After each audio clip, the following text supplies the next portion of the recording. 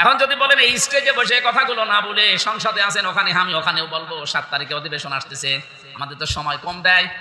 সরকারি দলে যারা আছে তাদের যদি 20 মিনিট দেয়, আমাদের দেয় 3 মিনিট। আমার এলাকার কথা বলতে বলতে এত সময় শেষ হয়ে যায়। আমাদের সামনের কথা থাকবে রামিসানা, এই বাংলাদেশে আর কেউ ধর্ষণের শিকার না হয়। এই দেশের যে আইন আছে, এই আইনে রামিসার, আসিয়ার, তানিয়ার বিচার হবে না। এই দেশে যদি সত্যি ধর্ষণের বিচার করা লাগে, এই কোরআনে সূরা নূরের আয়াতের বিচার করা লাগবে।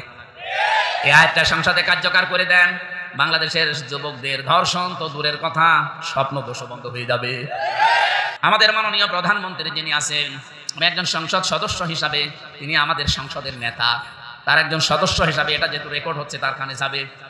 রাজশাহীবাসীর পক্ষ থেকে আজকে আহ্বান জানাচ্ছি, আপনারও একটা মেয়ে আছে জাইমা রহমান, এই রামিসাকেও নিজের মেয়ের মতো মনে করেন তো। এই রামিসার জায়গায় যদি আপনার মেয়েটা হয়তো, বাংলাদেশ কি হয়েছে তো এতক্ষণ বলেন না কেন, কি হয়েছে তো আপনি বলেন। ধর্ষক কোথায় থাকতো, নিয়ে এসে কি করে ফেলতেন, আমার মনে হয় তারা 14 টুকরো করে ফেলতেন। আপনি তো বাবা, আমিও তো, আমার 3টা মেয়ে আছে। রামিসার দিকে তাকালে আমার মেজো মেয়ে ফারিহার কথা মনে হচ্ছে।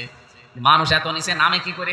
এই মানুষ নামে জানোয়ার গুলোর বিচার শুধুমাত্র এই জেল দিয়ে, জরিমানা দিয়ে হবে না, এদের প্রকাশ্যে ফাঁসি দেওয়া লাগবে।